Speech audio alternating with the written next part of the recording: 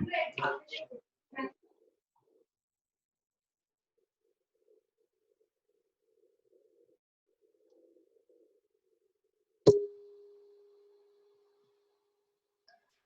good afternoon, all of you.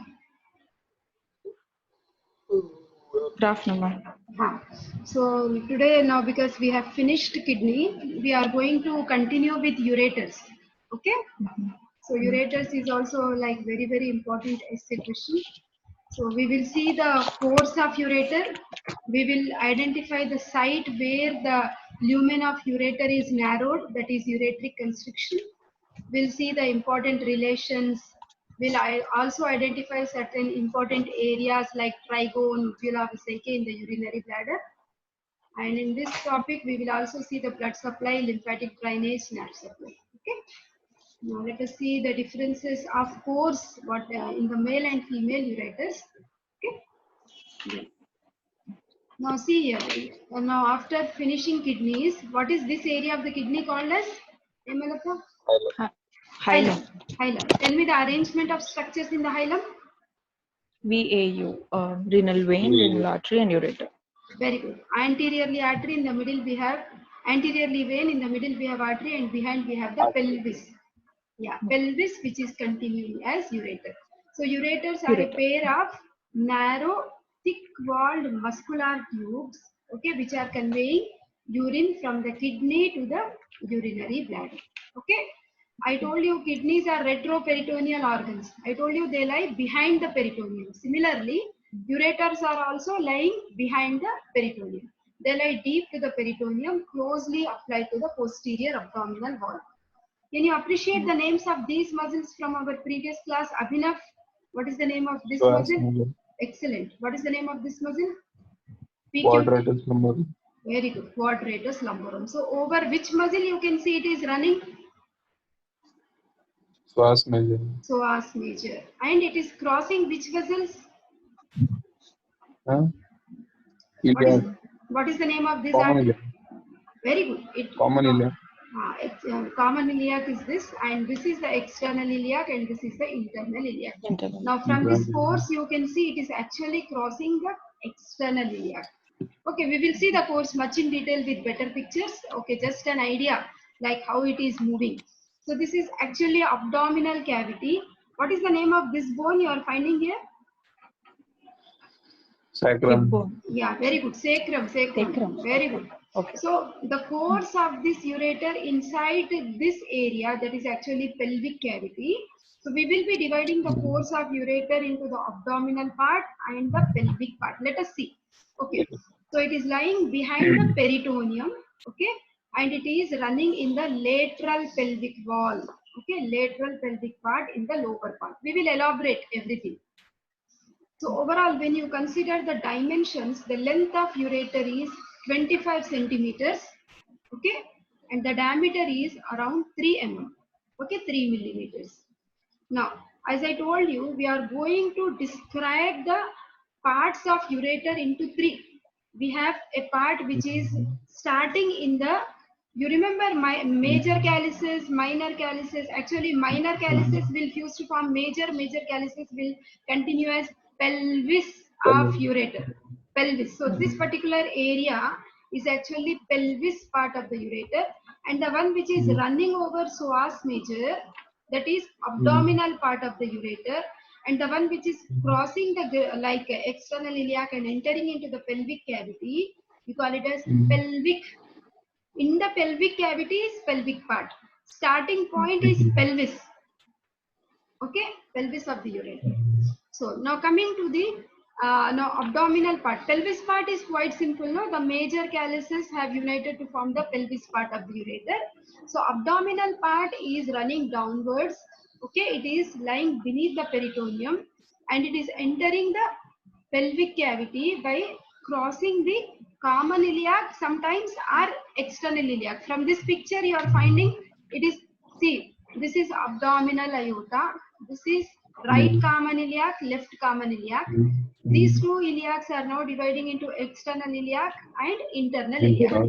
Okay, sometimes the pelvis may cross here, then you will tell, sometimes the ureter may cross here, then you will tell like it is crossing the common iliac. Sometimes it is crossing this point, that means it is crossing external iliac. Okay, that's the reason it's written here. To enter into the pelvic cavity, it is crossing termination of either common iliac or external iliac. Okay, this part of the ureter is completely covered with peritoneum anteriorly, like this. Anteriorly, below this you have ureter, and anteriorly you have the covering of peritoneum. Okay, so this part of the ureter is plastered to the parietal peritoneum. Okay, that means it is lying behind the peritoneum, nothing but. Now, posterior relations from the picture, because you are understanding the lectures thoroughly, I am very happy. So, posterior relations, it is lying over psoas major. What is the fascia covering the psoas major called as? Psoas fascia. When we were discussing diaphragm origin also, the thickening of the psoas fascia, what was the name used? Medial arcuate ligament, isn't it? Okay. Psoas fascia's thickening we have used like medial arcuate ligament. Okay. Yes. So posteriorly it is related to psoas major, and it is also related to a nerve called as genitofemoral nerve. Okay, and of course we are genitofemoral nerve we will see later when we are doing the lumbar plexus. Nothing to worry. Okay. Now see here, when you remove this muscle, you will be able to appreciate the tips of transverse processes of lumbar vertebrae. That means posteriorly it is related to psoas major, psoas fascia, genitofemoral nerve, and tips of transverse process. Okay. Now coming to the anterior relations, posterior was quite simple, no? Posterior psoas major, psoas fascia. Okay.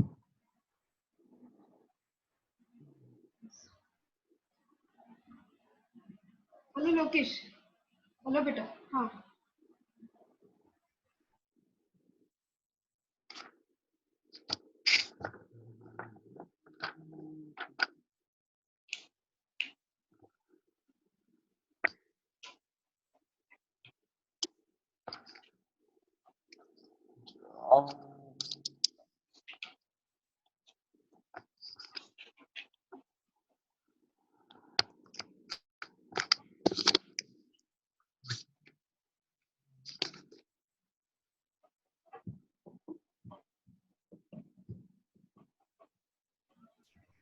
Okay, so beta, see, so posterior relations are quite simple. Now, anterior relations, you don't read anything, beta. Try to appreciate.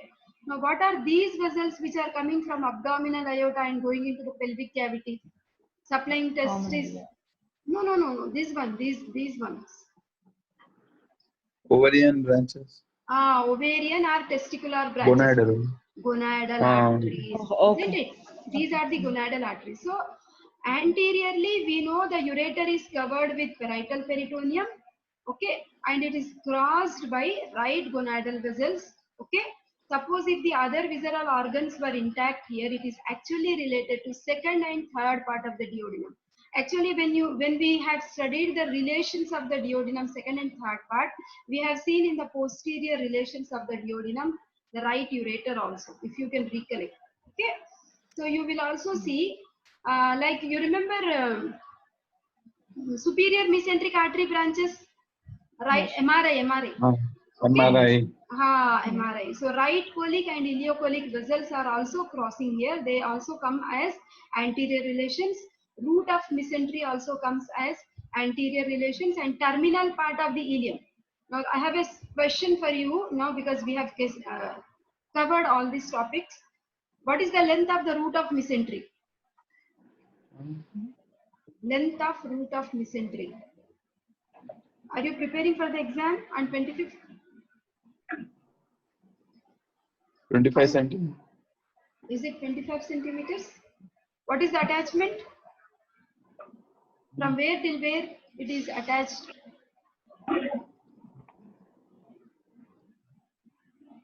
Duodenojejunal flexure to the right iliac fossa, isn't it? Where is the terminal part of ileum opening? Cecum. Very good, cecum. Ileocecal valve. All these structures are actually forming anterior relations of right side. Okay, left side also almost same thing, but still few structures थोड़ा सा अलग है. So parietal peritoneum is same. There you had right gonadal vessels. This side you will have left gonadal vessels. Okay. Then we have left colic and sigmoidal vessels also. And you remember the peritoneal covering of sigmoid colon? What is the peritoneal covering of the sigmoid colon called as? Always we give the word prefix meso. No? Mesocolon. Sigmoid mesocolon. Okay, all these structures they form relations of the anterior side of the left ureter. Okay, now see this is already which we have already studied anterior and posterior relations of the right and left ureter. So now coming to see in the pelvis part, what did I say? Like it is like a funnel, expanded upper end, isn't it? How is it formed? All the major calyces will unite, Calyces fused. to form the pelvis part of the ureter. Okay, this was the pelvis part. This is the abdominal part. Abdominal part will either cross the common iliac or the external iliac. Now it is entering the pelvic cavity. Now you can see sacrum very clearly, two hip bones very clearly, pubic symphysis very clearly. Whole of this area is pelvic cavity. Okay, so that means it is now entering into the pelvic cavity by crossing the bifurcation of the common iliac or external iliac. And correspondingly, this point we will have one joint, no?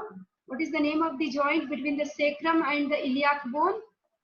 Sacroiliac joint. So it is continuing its journey like this. Finally, where is it opening? Urinary bladder. Urinary bladder. Okay, urinary bladder. So it runs downwards and forwards in the lateral wall of the pelvis to enter into the urinary bladder. Okay, it looks like lateral angle. No, I will elaborate all these things. Okay, now see, this is the pelvis part. We can see very clearly from our previous class knowledge also. What is this area? Minor calyces. All these minor calyces are now uniting to form the major calyx. Major calyx is now it is forming this funnel shaped area. This funnel shaped area is nothing but the pelvis. Okay, pelvis part. Okay, now see here, this is all over. Now see here. This is not good. Now the pores in males is actually pelvic part is quite different. We need to understand certain pictures here. So how to make you understand? I'll take the help of diagrams. This is understood. This is also very easy. This also we have understood like it is crossing the abdominal part. So this particular part we need to understand little bit. So the pores now, ye thoda, like pay attention, you will understand. So the pores of ureter in the pelvic cavity is little complicated. Okay, for which reason I have put this diagram. Like I will clearly explain this picture. This is actually hip bone. Okay, ye wali hip bone, ilium, as you can see. Okay. Posteriorly, you have sacroiliac joint. No, what is the name of this bone? Sacrum. That means what section is this? This is the median sagittal section. Sagittal. Okay. Now, this is psoas major muscle. Okay. Now, we know like ureter is crossing either the common iliac or external iliac. Okay. Now, if you remember in hip bone, do you remember like there is one notch like this greater sciatic notch in the hip bone? In the hip bone, there is a notch which is called as greater sciatic notch. The terminal part of the greater sciatic notch is ischial spine. What is this? Ischial spine. Now, why I'm talking about greater sciatic notch is, now once the abdominal part of the ureter is becoming the pelvic part of the ureter, it is crossing the common iliac, external iliac, then it is running over psoas major to some extent, then it is entering into the pelvic cavity. Okay, actually the direction will be like this: right ureter, left ureter into the pelvic cavity, downwards, forwards and medially. Okay, because it has to move towards urinary bladder. But before it is moving medially, it takes a lateral turn. Where does it take? See here, this is greater sciatic notch. So this black structure, whatever you are finding, is ureter. Okay. When we study pelvis, you will come across the attachment of these muscles. For now, you try to understand the name of this muscle is obturator internus. Actually, when we taught you hip bone, in the hip bone, we have an obturator foramen. Outside the foramen, the muscle is obturator externus. Inside the foramen, the name of the muscle is obturator internus. So the ureter is now running over the obturator internus, okay, towards the greater sciatic notch, towards the greater sciatic notch, actually laterally, and actually towards ischial spine. Once it reaches ischial spine, now it is bending downwards, forwards, and medially. See the direction. Okay, initially it was lateral towards the greater sciatic notch and ischial spine. Then it is running downwards, forwards, and medially, and then it is opening where? Urinary bladder. In the urinary bladder. Before it is opening in the urinary bladder, it is crossed by ductus deferens or vas deferens. You remember vas deferens we have studied when we were doing male reproductive system? What is the length? Length of vas deferens, spinal cord, thoracic duct, same length I told 45. you. Very good, 45 centimeters. Okay, so it is crossing the ureter. Okay, that means vas deferens actually crosses the ureter. Okay, then finally you will see ureter is now opening into the urinary bladder. So this is the course what we see in males, because vas deferens is the structure we find in males. In females we do not find vas deferens. Instead you see now the course in females, how it is. Now same thing, like you see, this is the abdominal part of the ureter which was running over which muscle? Psoas muscle. And we know now it is crossing this common iliac or external iliac. Then we know the name of this muscle. What is the name of this muscle? Same in both the sexes. Obturator internus. So that means it is moving laterally, okay, and it is crossing this vessel, uterine artery. In case of females, we have uterine artery coming from internal iliac, okay, internal iliac, because uterus is there, no? So it is, okay, crossing the uterine artery, running over the obturator internus. Same, what is the name of this notch? I said greater sciatic notch. What is the name of this projection, this point? Spine. Ischial spine. Ischial spine. So same thing. The direction is, it is initially running downwards, forwards, and laterally, okay, towards the greater sciatic notch and ischial spine. Then it is taking a bend downwards, forwards, and medially. Okay, and it is now opening where? Bladder. In the urinary bladder. So this is the slight difference of pores in the males and females. Because in the females, we know this is the pubic symphysis, isn't it? Behind the pubic symphysis, we have urinary bladder. In case of females, we have uterus. Whereas in case of, what is present in males immediately behind the urinary bladder? Rectum. Very good. Hemalata, loudly. Rectum. Rectum continuing as anal canal. Okay. So now see here, beta. See, this is the female reproductive system. Okay, and you are finding the uterus, okay, cervix, and vagina. Okay. So now here there is, what is the name of this tube? Uterine. Fallopian tube or uterine tube. Okay. So close to this uterine tube only, we will see the pores of like ureter, though it is not shown in this picture. See here, but in the next picture you can see. So can you see this ureter moving like this? Okay. It is very close to the uterine artery. It is very close to the uterine artery. Can you see this black, green in color, whatever structure you are finding here is ureter. Okay, very good. This is actually cervix. Okay, this is vagina. So on either side of the cervix, we have two ureters. Very close to the ureter, we have uterine artery. Why are we so much bothered about the course of uterine artery and ureter is during like surgical procedures, like when you are planning to do hysterectomy, that is the removal of uterus, or when you are planning to do tubectomy, that is cutting of fallopian tubes and ligating them separately, or when you are planning to do oophorectomy, where you are planning to remove the ovary, any of these surgical procedures, we need to ligate the blood vessels, ovarian artery and also uterine artery, because if it is not ligated, there will be bleeding during surgery, isn't it? You will have to actually tie these.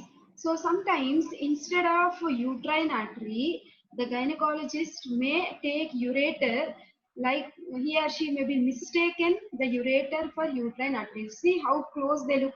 Of course, we have used two different colors here, green and red, but the lumen only 3 mm like artery.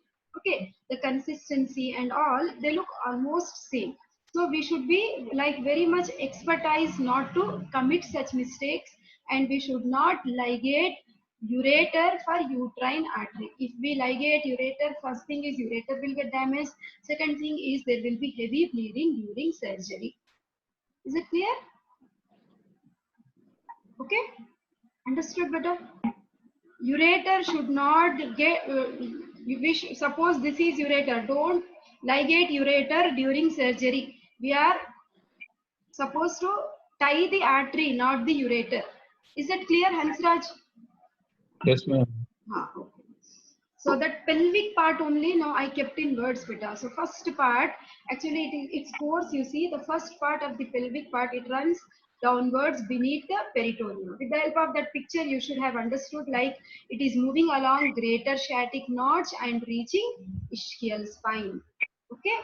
We don't have very good diagrams. That's the reason I kept that Datta's diagram better. Okay. The second part of the pelvic course is the oblique part, which is then running downwards, forwards and medially. Okay. Here it is not covered with peritoneum. It is actually extraperitoneal tissue and it is reaching the superolateral angle of the bladder. Okay. Superolateral angle of the bladder, 5 centimeters opposite to the other ureter. I'll show you in that. See, this is. Ma'am. So, ureter is not covered by peritoneum, ma'am, anywhere, In or this it part, is... second part. Throughout Okay. the course, it is covered, beta. Now see this Okay. in this. Fimbria there. यहाँ तक from here till this journey, it is covered with peritoneum. Okay. So in the see this was pelvis, isn't it? This was abdominal part, and this is pelvic part. Once it is entering into the pelvic part, if you remember the reflection of peritoneum, the peritoneum was covering the anterior aspect of rectum, superior aspect of urinary bladder, isn't it? Anterior aspect of rectum, superior aspect of urinary bladder, and it was coming back to the umbilicus, isn't it? But the course of ureter is, it is still going downwards. That's why now you use the word extraperitoneal. Peritoneum will be till here. यहाँ तक peritoneum रहेगा बेटे, but ureter और नीचे आ रहा ना. Okay. So till abdominal part, it is covered by peritoneum. In pelvic part, not covered. No, even in the pelvic part, the superior aspect is little covered, no? But Okay. now the further course which is going downwards beyond this is peritoneum only. के नीचे जो course है, that is not covered with peritoneum. Okay. So that is. So that, see, overall now this like if you consider this picture, pelvis part was very easy, isn't it? Funnel shape. Even abdominal part also very easy. Then pelvic part only you need to understand better. The pelvic part now we are dividing into 3 parts. Okay. First part I told you it is crossing the common iliacs and the external iliac. Okay. Then it is moving over the obturator internus, the greater sciatic notch, ischial spine, and then taking wind.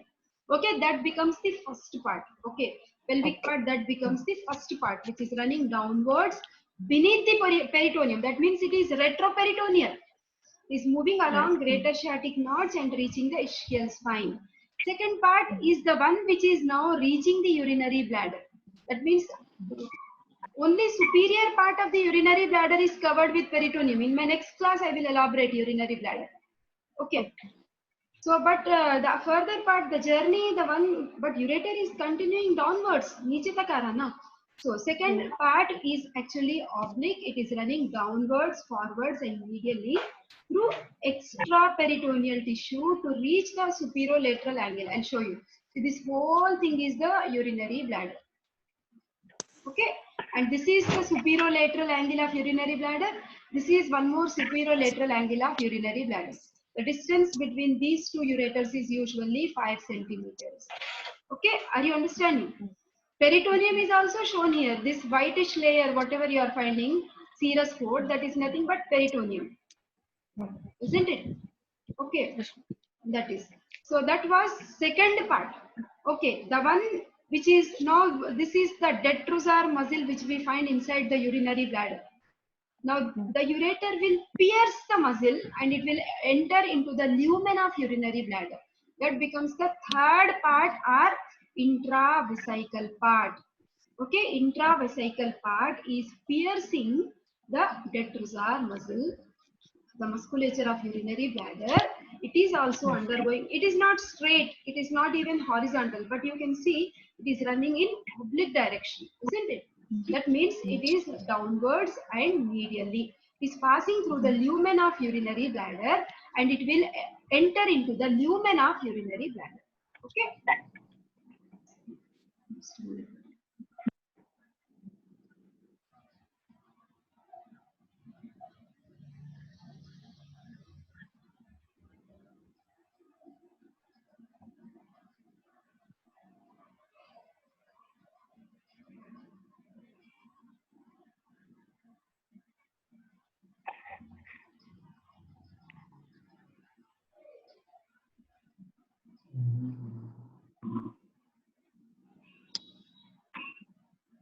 Can you see the slide on the screen there? Yes. Constrictions is there? Yes, ma'am. Yes, ma'am. Okay. Before I go to constrictions,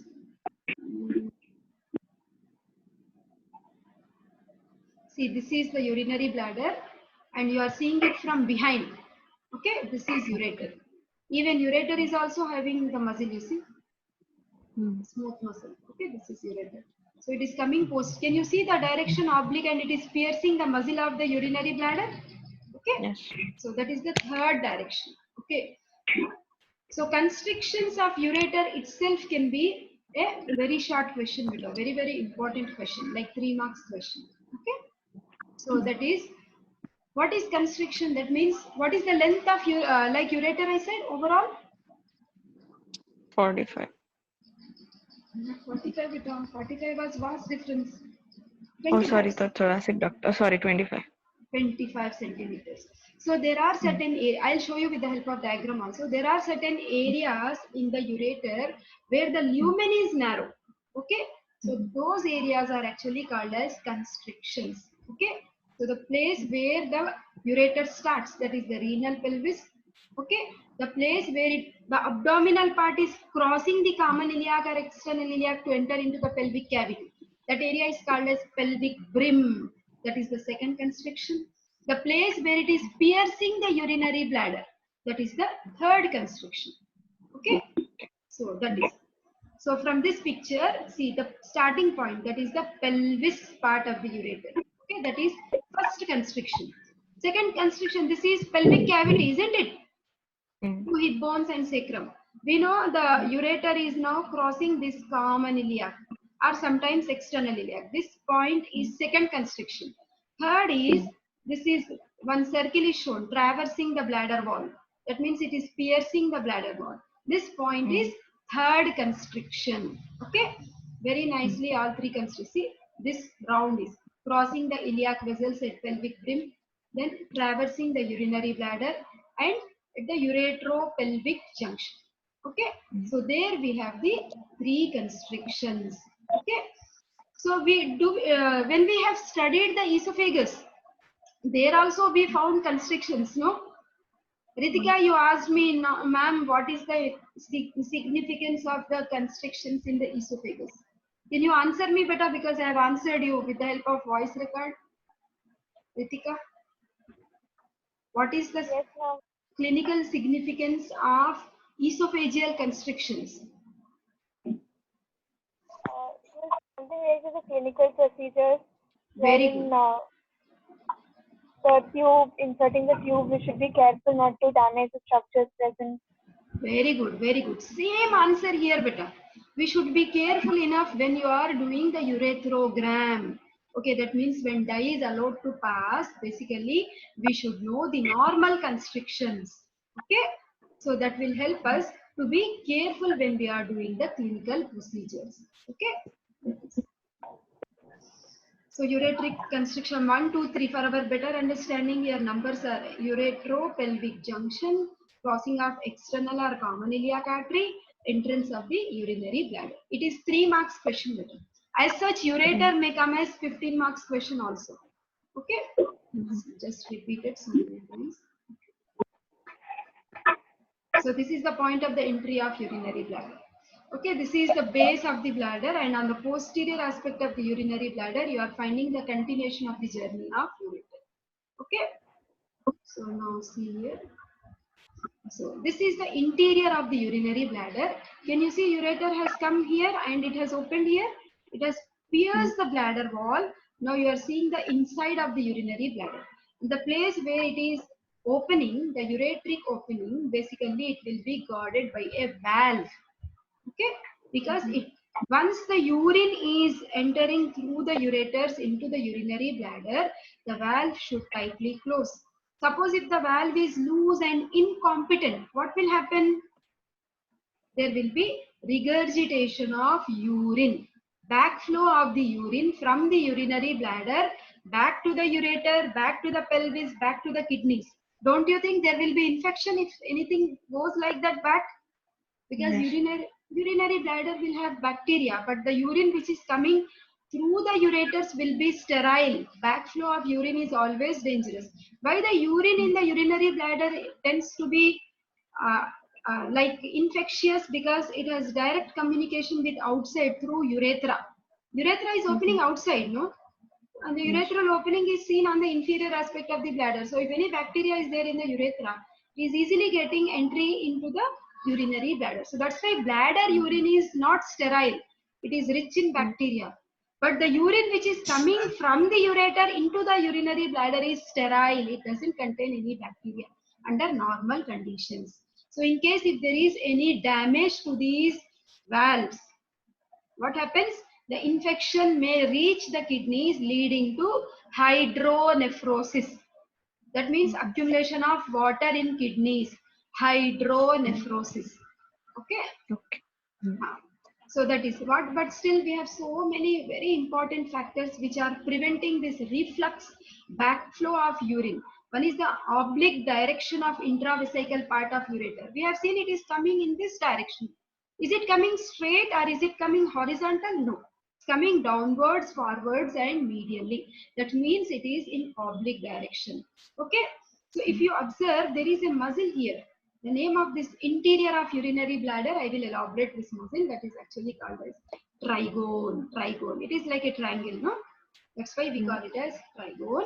Here we have a muscle, the contraction of which maintains the obliquity of ureter. The ureters are always maintained in oblique direction by the contraction of muscle in the trigone region.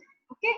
Then peristalsis of uretral muscles. Ureter also has smooth muscles. I have shown you in the picture. Yes. Isn't it? This picture, can you see this muscle? Okay. So Yes. this muscle contraction, peristaltic movements 2 to 5 times per minute, so that urine is collected in the bladder in jets, slowly, slowly, slowly, not continuously. Okay. All these factors will prevent the backflow of urine back into the kidney. Okay. Now, coming to the blood supply. So the blood supply is coming by, what are the arteries you are finding nearby? At the starting point, we are finding renal artery. In the middle, we know it is crossed by gonadal artery. Then it is crossing common iliac and very close running to internal iliac. Always think logically when you are writing the blood supply. Nearby arteries will give the blood supply. So that we have renal artery, gonadal artery, common iliac and internal iliac supplying the giving the blood supply. Okay. So in case of males it is testicular artery, and in case of females it will be ovarian artery. And very close to the urinary bladder we will come across one artery which is called as superior vesical artery. Vesica means bladder. bag. Mm. Okay, the bladder, that means this artery is actually supplying urinary bladder, but it also supplies the pelvic part of the ureter, okay, which is there in the pelvic cavity. Now the lymphatic drainage, again same thing, but like the lymphatic drainage will follow like from superior to inferior. I'll show you. See here, arteries which are, see, can you see there is an anastomosis of the arteries from superior to inferior aspect? Okay. Now lymphatic drainage, nearby lymph nodes we should imagine better. So what is this region? We have lumbar region. So nearby lymph nodes are lumbar. Then here we will have common iliac. At the bifurcation, this side we will have external iliac. This side we will have internal iliac. So nearby lymph nodes will be draining the ureter. Okay, lumbar group of lymph nodes, common iliac, external iliac, internal iliac. Instead of lumbar group, you can also call the other name, para-aortic group of lymph nodes. In some books,